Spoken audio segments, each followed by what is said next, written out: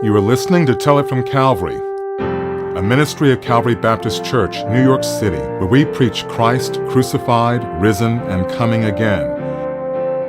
The following sermon is by Dr. Ed Stetzer, author, missiologist, and interim teaching pastor at Calvary. For upcoming events and services, visit our website at cbcnyc.org. And now, here is today's message.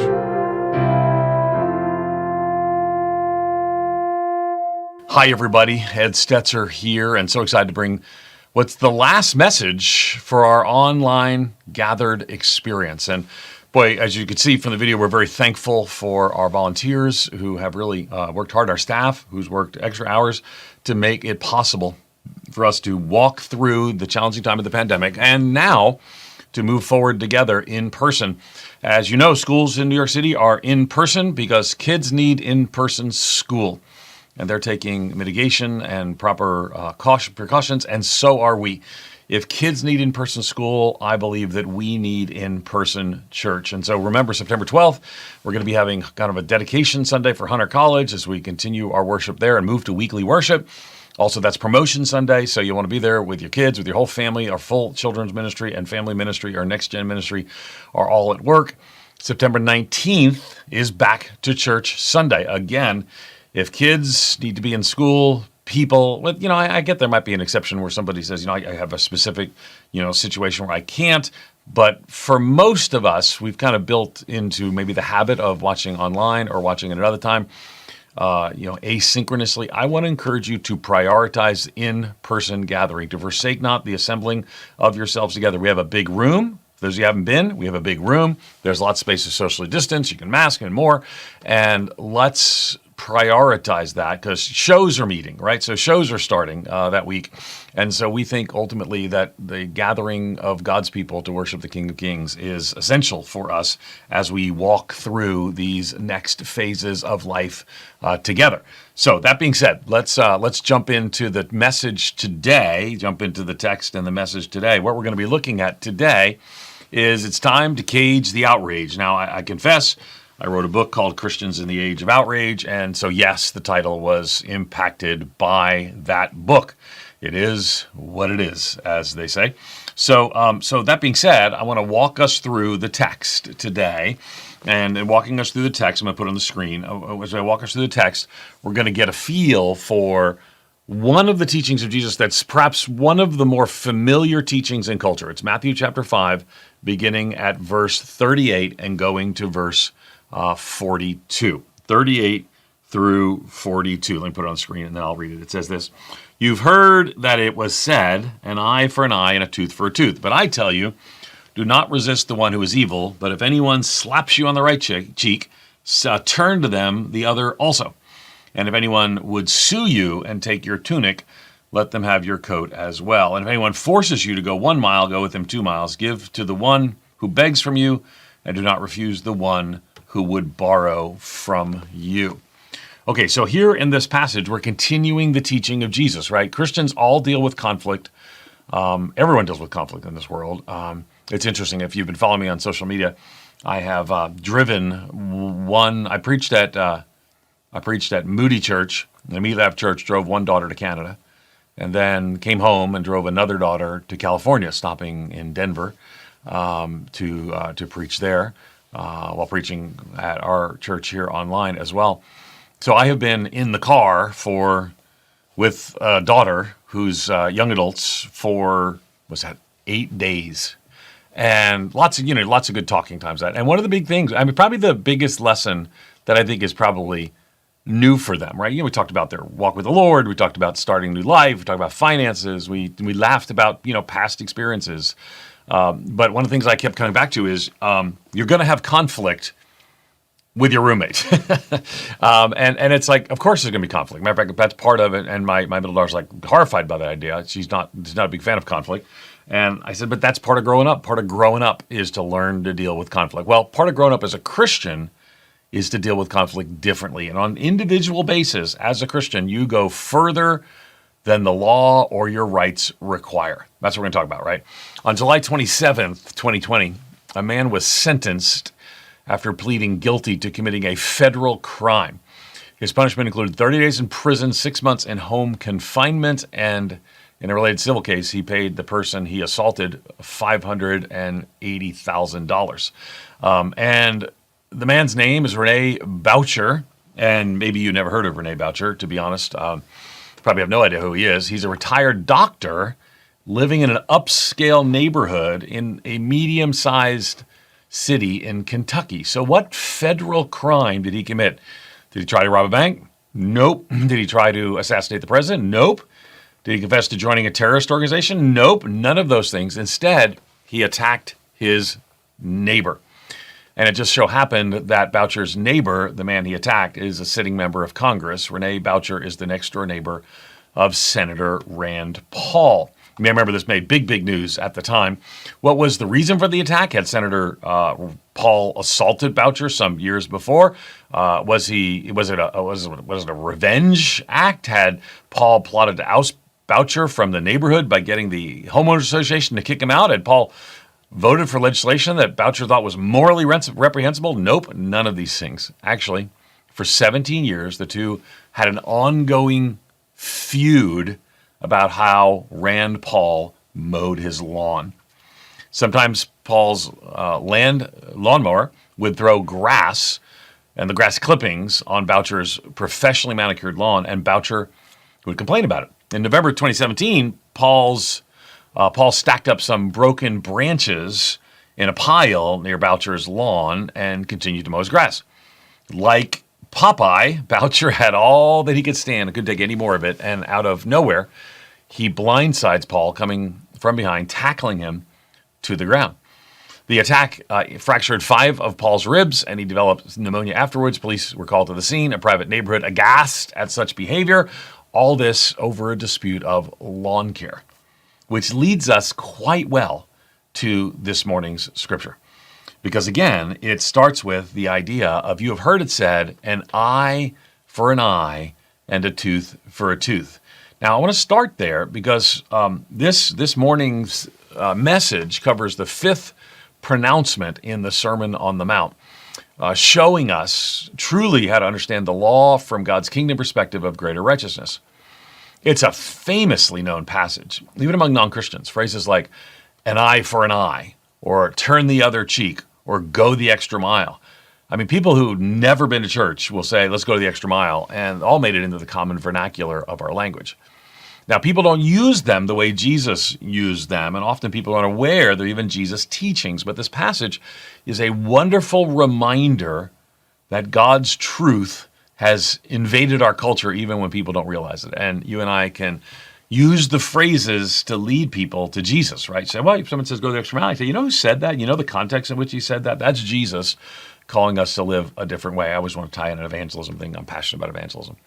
So if people often use phrases innocently, or maybe even incorrectly, how are we going to understand the phrases? We're going to examine these verses individually, but the overarching theme might be described this way. Matthew 5, verses 38 through 42, develops the principle that God's people are called to engage the world in a higher standard of living, to forgive constantly, to love extraordinarily, and to live like Jesus lived. So that being said, there are 3 things I want us to look at today. 3 things that I want us to look at today, right? The first is the law given by Moses. And I want you to not miss this particular part of the phrase, because it's really important that we understand what's going on, because this is a good law. You have heard it said, an eye for an eye and a tooth for a tooth. Okay, so what's going on here? Well, this is actually from Exodus 21, verses 22 through 25. But when men strive together and hit a pregnant woman so that her children come out, but there is no harm, the one who hit shall surely be fined, as woman husband shall impose on him, and he shall pay as the judge determines. But if there is harm, then you shall pay life for life, eye for eye, tooth for tooth, hand for hand, foot for foot, burn for burn, wound for wound, stripe for stripe. Now, I'm going to explain, because this is a good and appropriate law that Christians are called to go above and beyond. Look at Leviticus 24, verses 17 through 22. Whoever takes a human life shall surely be put to death. Whoever takes an animal life shall make it good, life for life. If anyone injures his neighbor, what he has done, it shall be done to him. Fracture for fracture, eye for eye, tooth for tooth. Whatever injury he has given a person shall be given to him. Whoever kills an animal shall make it good, and whoever kills a person shall be put to death. You shall have the same rule for the sojourner and for the native, for I am the Lord your God. By the way, pretty stunning, actually, that last sentence. You shall have the same rule for the sojourner and for the native, for I am the Lord your God. So this is a just law given by God in Old Testament times that Christians are called to live beyond. There's a lot of questions people would have around here, like, well, what do you think about the death penalty? This is not actually, let's address what these verses are addressing. And that other places people would have that discussion. But here's the thing I want you to see, right? Christians deal with conflict differently because of Christ, right? And on an individual basis, as a Christian, you go further than the law or your rights require. So Jesus is quoting, remember, directly from this Old Testament passage here in Exodus. An eye for an eye, a tooth for a tooth. Now, this teaches a concept called lex talionis. Now, what is that? Lex talionis. It's a Latin for the law of revenge. And we hear a phrase like law of revenge. Our minds sometimes conclude that's a bad thing, but I think it's the exact opposite. God gave this law to keep people from escalating feuds between themselves. Without this law, persons would have every reason to take matters into their own hands, and people at their core can have wicked intent. So without lex talionis, when you egg my house, I mean, just think in terms, I've had my house egged, right? So teenagers, right? So someone egged my house. When you egg my house, then I can throw a brick in your window, which leads you to douse my house in gasoline and catch it on fire, which leads me to shoot you. So I committed murder because you threw an egg on my house. I mean, we see this all the time in road rage, right? We see the escalation of road rage, and it'll make the national news, somebody's killed. But with lex talionis, all I'm allowed to do is to egg your house back. It stops the escalation of violence against one another. In the Old Testament times, this was shocking because, I mean, we even think about this. Think of the Hatfields and the McCoys, right? That's a real story where the feud just keeps escalating. Excellent. The human heart, if it's got wickedness in it, it just doesn't stop at justice. It wants to escalate, to destroy, and more. You know, we see this all the time. I read a story about a man who installed a Wi-Fi-enabled thermostat in their house in Ohio. Not long after his wife divorced him, she and her new boyfriend moved into the house. So the man just took pleasure to turning the thermostat to 40 degrees in the winter and 85 in the summer, all the while she's unsuspecting of why her home temperature fluctuates so much. People want revenge. They want to prove or escalate, right? I heard of a couple that were dating, and the woman found out the man was cheating on her. Instead of breaking up right away, she convinced him to get matching tattoos. He got his tattoo first, and then she got up and left, right? We all know these stories, right? These kinds of stories prove, without question, that we want to have escalating revenge. There's an entire category of revenge movies, you know, Clint Eastwood's old, Western, old Clint Eastwood's movies, or The Outlaw Josie Wales, or John Tucker Must Die. You know, these are all revenge kind of ideas. But God is not like us. And in his wisdom, God set up a law that provided boundaries. If X happens to you, you do not have the authority to do Z. You're only allowed to do X in return. Now, our legal system is different. And you got to remember, this was a long, long time ago. And this was, in and of itself, to control escalation. So justice, not escalating revenge, is precisely what God intends with lex talionis. We see it again in that verse, almost word for word, in Leviticus, right? And it says, and it even applies, this is always interesting, very much outside of the way it would have been millennia ago. The last sentence, you shall have the same rule for the sojourner and for the native, for I am the Lord your God. This law applies to everyone. So this passage is great because not only does it reinforce what we read in Exodus 21, but it makes explicit that this was the law for God's people, both the native and the sojourner. There were not different rules for different people, which is shocking news. So the fact that you couldn't escalate revenge and the laws were the same for everybody is kind of big deal, right? Millennia ago. Because whether you're a native or a sojourner, Protestant or Catholic, an American or Russian, we all have sinful hearts. And this law that it's best to rein in our desire for escalating revenge. Escalating revenge is not loving. Jesus calls us to a higher love and to a greater righteousness. And the law keeps you from escalating. Nobody can resist that unless it's just part of our human nature. And yet Christians deal with conflict differently because of Christ. And this is where I keep coming back to, on an individual basis, as a Christian, you go further than the law or your rights require, which leads us to number two. So number two on the list is the true meaning of the law explained by Jesus. Don't exact retribution.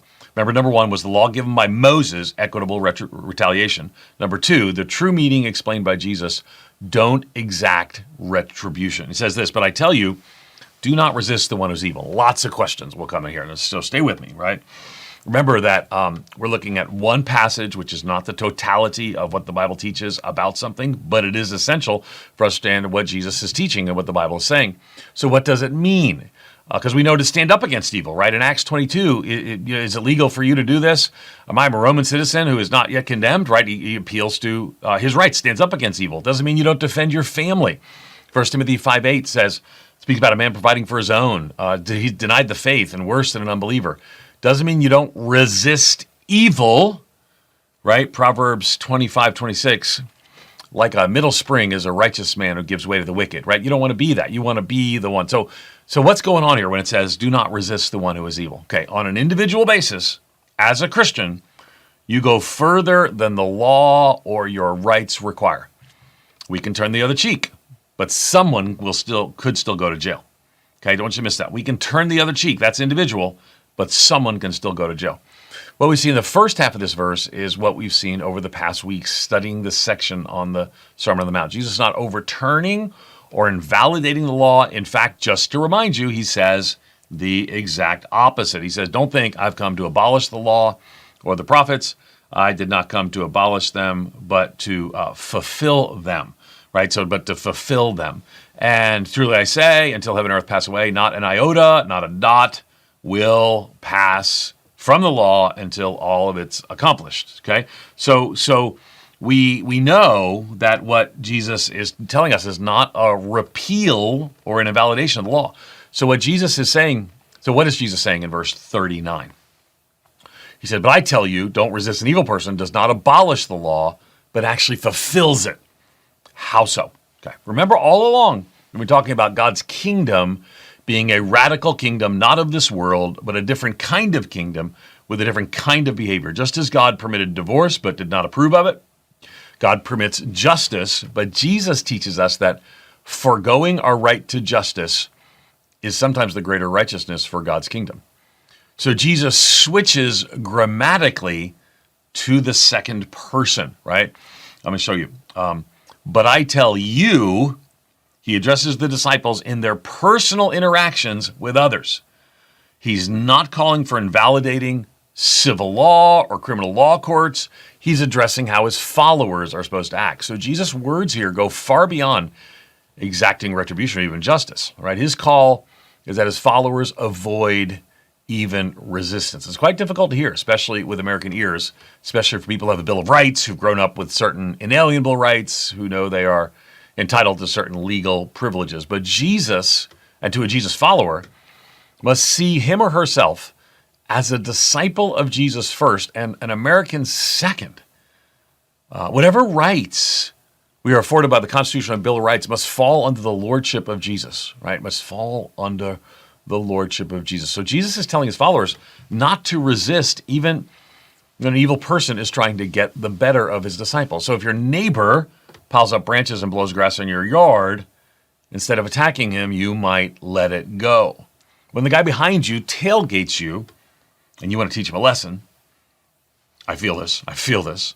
Don't slam on your brakes and teach him a lesson. When your coworker disparages you to your superior, Jesus' teaching is that you let it go. Don't seek to bring revenge and escalate revenge. So before we move on to the applications for the teaching Jesus gives, let me take a minute and talk about what this text does not mean.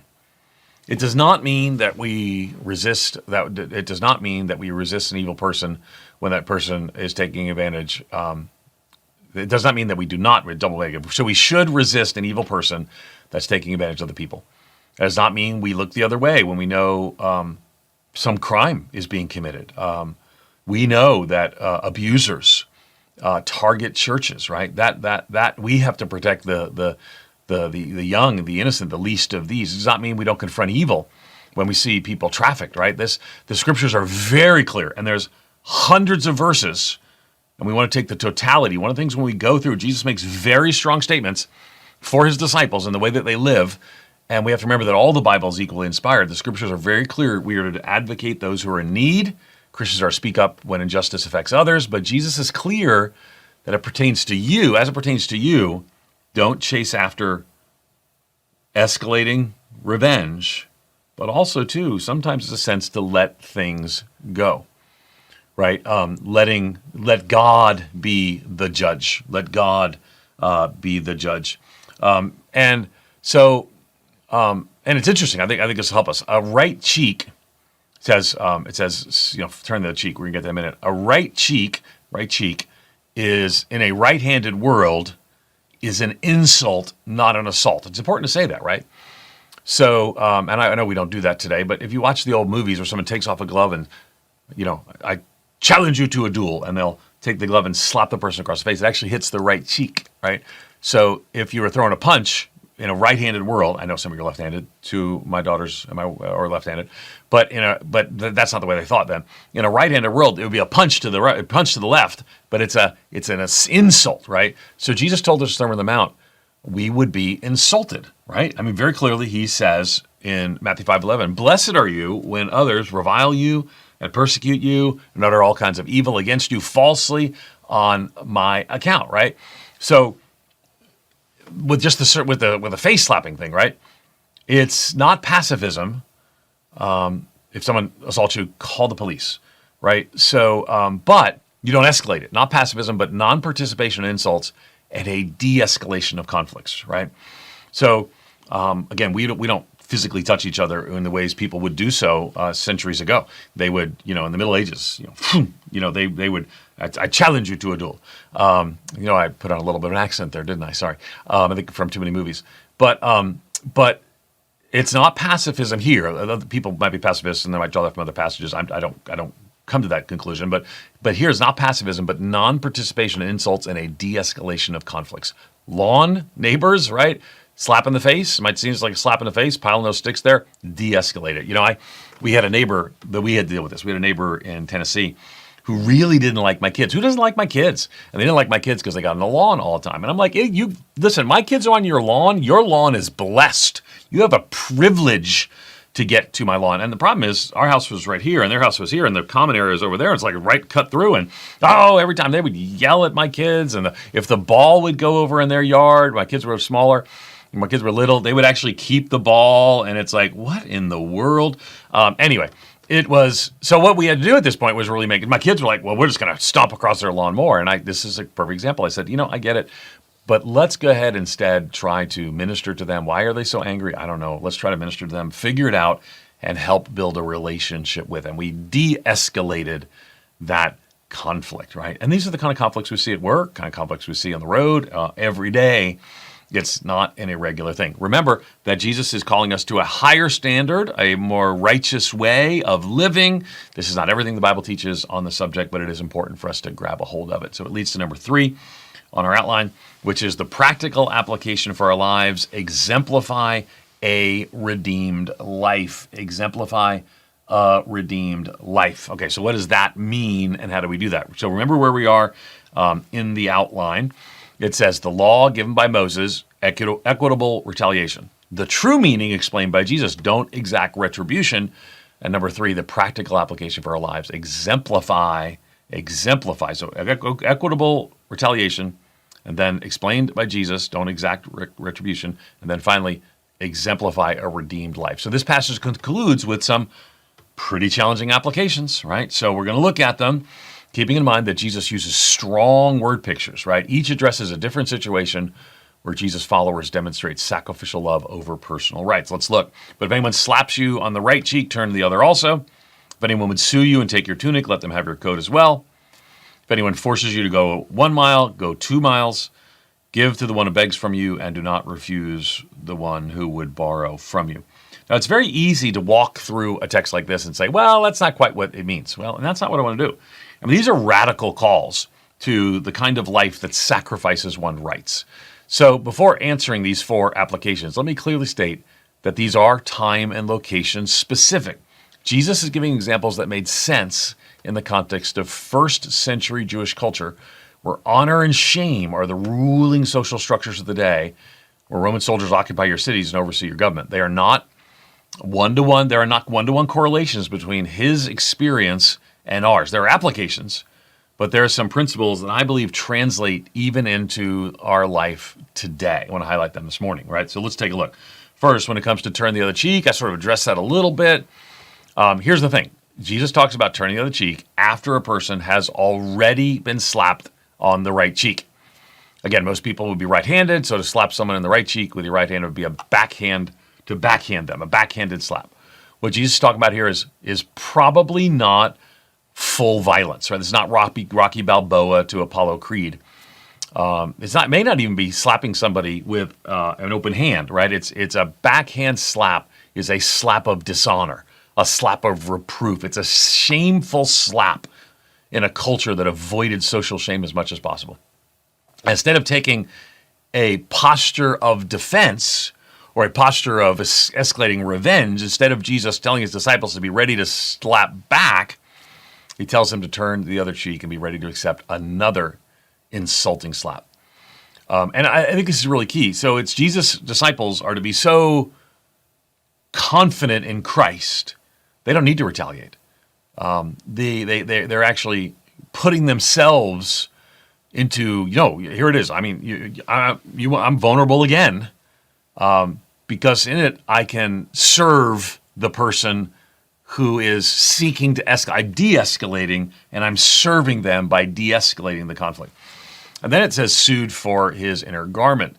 Second example Jesus gives shifts to a courtroom setting. Garments of the day, we don't do this the same way. Garments of Jesus' day included 3 primary items, a loincloth, an inner layer of clothing, and an outer coat.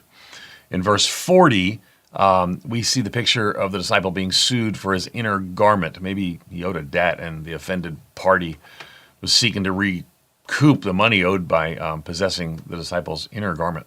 Jesus says the disciples should not only hand over their inner garment, but give their outer garment as well. Shocking, because Jewish law actually forbade the taking of the outer garment. You could sue for the tunic, but you could never sue for the coat, because the coat was the layer of warmth to protect from the cold. So again, we don't hear that when it says sued for his inner garment, and then, give him the outer as well. But the people then would have heard him and, whoa, wait a second. Think of taking a sleeping bag from a person who sleeps on the street. That's his protection, maybe his dignity. Jesus tells us to give that up voluntarily. Jesus continues to teach us not to resist evil people. They bring offense against his disciples. Don't be a stumbling block. The world fights back. Jesus' disciples give willingly, which leads us to go the second mile. Go the second mile. The third illustration is probably the most familiar phrase in our language from Jesus' words, maybe except that maybe judge not, but also the least understood from a cultural setting. In Jesus' day, Jews were under the rulership of the Romans, pagan Gentiles, lorded their authority over God's people. So since there were no cars or trains, Roman soldiers had to carry their equipment wherever they went. Part of Roman law was that a soldier could force a subjected person to carry his bags for a mile. So come over here, put a backpack on him and say, carry this for a mile. So they're occupying Israel, oppressing God's people, telling a Jew to carry his things for him, his bag, his spear, his water jug, whatever else he demands. And these are the precise items used to keep Israel under Roman rule. So it's like carrying his sword and his water, but they're using this to oppress us. The Jews are required to carry them. And Jesus says that the law requires 1 mile of service. His followers should go an extra mile. Now, in the grand scheme of the first century, walking 1 mile wasn't much. When it's the only mode of transportation was walking, that seemed like a lot to us today. But people were definitely in better shape back then. But if you're a businessman in the market selling your produce and a soldier makes you carry things for a mile, and you happen to see You happen to be a Jesus follower. You go 2 miles. You walk 2 miles in the service of your oppressor and have 2 miles to get back to your cart or your stand. You've missed business interactions, transactions, because you've walked the extra 2 miles, a mile extra, and then an extra mile back. That's hard for us, I think, to comprehend. Most of us never lived in an oppressed land. We've never had soldiers tell us what to do. We've never wished we could overthrow invaders. This is precisely what Jesus' disciples wanted to do. Well, at least one of them did. Remember Simon the Zealot? Zealots were a paramilitary group within Israel who existed for the purpose of seeking to overthrow Rome. So Jesus tells his followers, at least one of whom is a zealot, that service in his kingdom, the greater righteousness that surpasses the scribes and Pharisees, includes going above and beyond even what your enemies expect from you. So if your godless boss dumps a project on you on Friday afternoon and says it's due on the desk by Monday morning, maybe the application is don't mumble under your breath, curse all weekend, serve that boss by having it to the boss early or giving him more than he asked. Jesus' followers do not obtain our worth by the way the world views us. So let's honor our King and serve him by serving even those who don't have our best intention in mind. Now it gets to the next thing is giving to those who ask. Now this is, of course, a major question in New York City, right? How are we to function this way in this passage? Well, let's look at the passage more closely to get a feel for it. Because the fourth example speaks of giving to those who ask. This is no surprise. The Old Testament is replete with examples of how God's children are to give to the poor. Jesus reminds his listeners they are to be generous towards others. But I think Jesus is doing something more here. He's going beyond calling followers to give to the poor. See, the context here is how we are not to resist evil people. In this setting, likely Jesus is referring to the person who asks for something, but you have every reason to believe they won't pay you back or return it to them. Give anyway. Don't turn them away. Now, simply from an economic standpoint, I don't think we should take every money, all the money we have, and just give it to everyone who asks, right? If I walk down a street in Brooklyn, if I'm in Hoboken, if I'm in Newark, if I'm in the countless places where we have family members, if I'm out in Floral Park, whatever it may be, if I said yes to every one of them, in no time my bank account would be empty and I couldn't pay my mortgage, and Donna would slap me on the right cheek for sending us to the poorhouse. But there's a balance between giving away everything, becoming a monk, taking a vow of poverty, which some have done that. But the difference between being stingy and never helping others. Jesus says to give to those who ask and expect nothing in return. So what does that mean? So it's hard to loan a skill saw when you know your neighbor won't return it, right? It's difficult to loan your deadbeat brother-in-law $2,000 because he gambled away his paycheck and doesn't have the money to pay his bills. But Jesus says to give to those who ask. Your possessions are not more valuable than people. Let me say that again. Your possessions, your money, your car, your house, your clothes, your time, none of those are more important than people. So Jesus is using strong language. He came to die for people, so we're not surprised by it. He came to seek and save the lost. And by serving others through the giving of your dignity, your clothes, your time, or your money, then do it. And what we've seen today that Jesus has called us to do is to lay down our personal right to justice. So if someone wrongs us, then for the sake of Jesus, let it go. Now, so how do we apply all that? Okay, so let's talk in terms of panhandling, right? And again, I'm putting this on the video at Calvary, where not all these people around the world watch it, but I have a simple thing. When I was starting my first church, I would go to people and ask them to support me, and pretty much everyone told me no.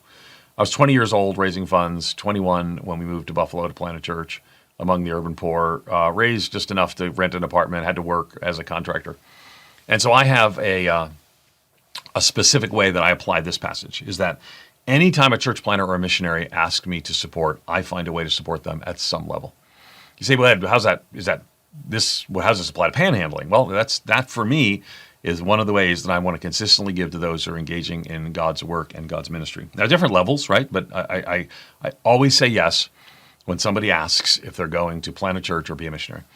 How then do I handle with panhandlers? Well, here's what I have tried to do. We can partner with City Missions, partner with Bowery Mission. We have lots of ways to partner where we can give, though not something that's going to lead to continued abuse of substance abuse or not getting mental health help or more. And there are ways to do that. And people kind of have different ways that they'll function on their conscience. Some might say, well, I'll be happy to buy you a sandwich, or I'd be happy to. Here's something. Here's a token. Some of the missions will give a token, and you can redeem this at the mission. Where hopefully there can be some intentional intervention around substances, mental health, or more. Not everybody who's homeless is, but disproportionately so. So okay, but this doesn't answer every question, right? The Jesus big picture is if someone wrongs us for the sake of Jesus, let it go. Now, it doesn't mean it's legal. It's personally, right? It could be legal, right? We have legal rights as U.S. citizens, but kingdom citizens, Jesus says to forego those rights, to move past what we're owed and give up those rights in an effort to serve others. We've seen that. I mentioned a few weeks ago the shooting at Mother Emanuel, where the people came and testified and said, to the shooter, I forgive you. But that didn't end the legal consequence. And it bears repeating, right? I'm not saying Jesus is not telling us to report child abuse or spousal abuse or anything of that sort. When you see vulnerable people being taken advantage of, make sure you do whatever you need to change and intervene in that situation. But I think it's more about the need to constantly make a point. When I was young, I had to make a point about everything. I was like, no, I've got to make my point. I'm right here. You're not right. And what I would say to you is there's a great passage in 1 Corinthians chapter 6, verse 7. Maybe it's my New York upbringing, right? I always got to, and why not instead suffer wrong? Why not rather be defrauded? And I think ultimately the passage here points us to even 1 Peter chapter 1. For this you've been called, because Christ also suffered for you, leaving you as an example so you might follow in his steps. He committed no sin. Neither was he deceit found in his mouth. When he was reviled, he did not revile in return. When he suffered, he did not threaten, but continued entrusting himself to him who judges justly. So let me close with this. I went a little long today. But it's a complex passage. And let me just say this. It is not everything the Bible teaches on justice, on legal questions. It is adopting a posture in our personal interactions to de-escalate, to seek to forgive, to go the extra distance. I wanted to say extra mile, but then I'm just saying what's in the text, right? And so it's a way of Jesus living. Now, for me, there's some ways I specifically apply that into my life. That might be something you find helpful as well. But at the end of the day, what we need to hear is that people, women and men, want to escalate revenge. And Jesus calls us to a righteousness, a better way, personally, as kingdom citizens. The Lutherans would talk about how there are two kingdoms, and those two kingdoms, one kingdom is the kingdom that is the kingdoms of the world and the law. But on an individual basis, as a Christian, you go further than the law or your rights require. I'm super excited about being in person next week, and I want you to make sure that you start bringing your friends. Remind them that if kids need in-person school, we need in-person church. We're following careful protocols. You know that. If you've come, if you haven't come, you'll see that. We got a big room to spread out in. Shows are meeting, schools are meeting. And if probably for a lot of us, we're going to some of those we're going to the grocery store, we're going to meet people, we're hanging out. Let's make sure that in the midst of that, as kingdom citizens, we prioritize church, just as here we're talking about on an individual basis, as a Christian, you go further than the law or your rights require. Father, thank you for your word. Thank you for teaching us, and we pray that you might guide us to live these passages out. Hard teaching sometimes from Jesus. Help us to live them out in Jesus' name. Amen and amen. Thank you for listening to Tell It from Calvary. If you feel led to give toward the local, national, and global ministries of Calvary Baptist, please visit cbcnyc.org/give. or call us at 212-975-0170. We hope you join us next time as we continue to tell it from Calvary.